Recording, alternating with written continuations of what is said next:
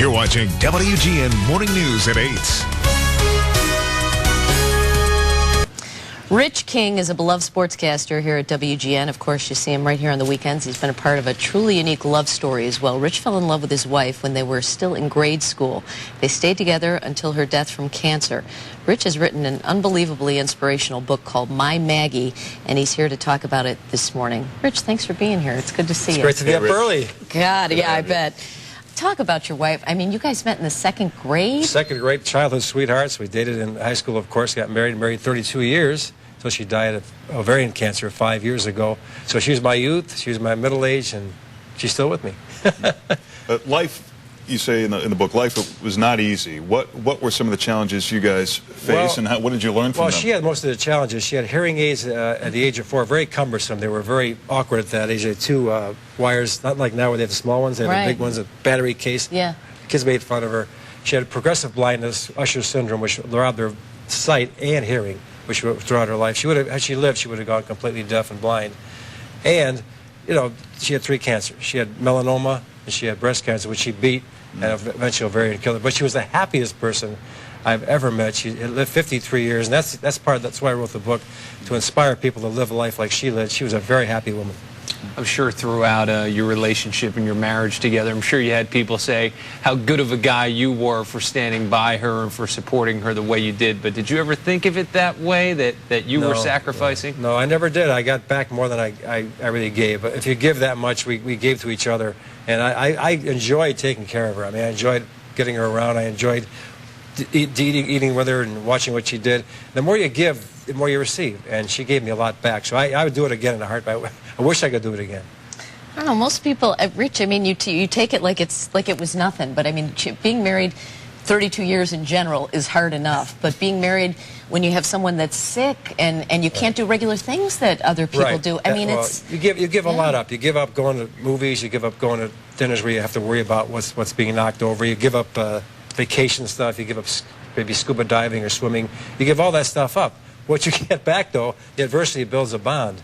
And if you let it build a bond, it'll build... Adversity does one of two things. Either splits you up or it makes you stronger. In our case, it made us stronger, thank goodness. And we had a tremendous bond all our lives. Talk about the end where you...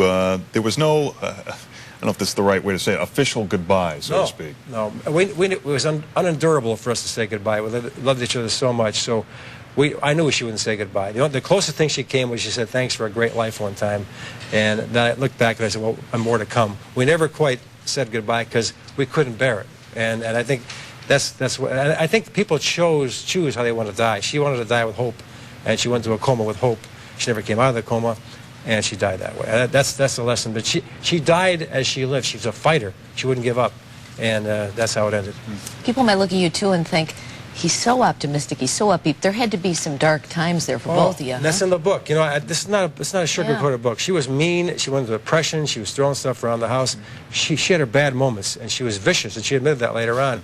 During the depression, she was a great person outside the depression, but depression does that to you. When you're told you're going blind, you're not going to come home and say, "Hey, let's go out to dinner." She was angry about it, mad and depressed and suicidal at one point. But she got out of it on her own, and she had a great life after that. Most of her life, 95% of her life was outstanding and happy. Yeah, obviously you didn't write the book for selfish reasons, but after writing it, how much has it helped you? How cathartic has it been, if you will? It was cathartic when I was writing it. It was difficult to write the end.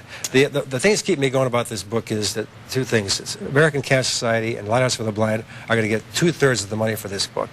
And that's one of the reasons. The second reason, the most important reason, is I want to, especially blind people or sight-impaired people, I wanted them to read this book or hear this book in audio and say, "I can do what Maggie did."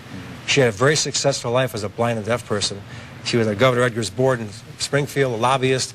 She had a full life, and I want blind people especially to read this book and hear it and say, "Look, I can do what Maggie did."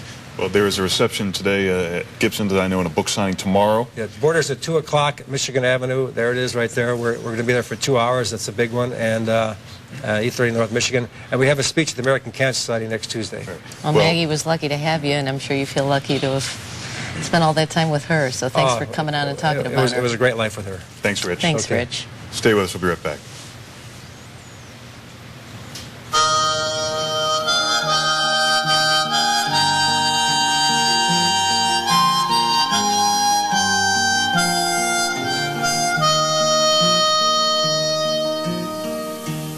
face was crystal, fair and fine, and her breath was morning, and her lips were wine,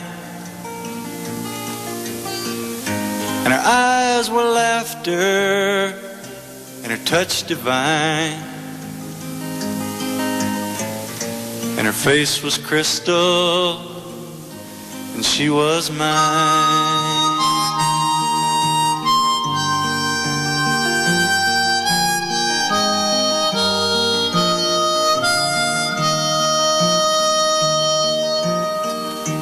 If only she could feel my pain, but feeling is a burden she can't sustain. So like a summer Thursday, I cry for rain to come and turn the ground to green again.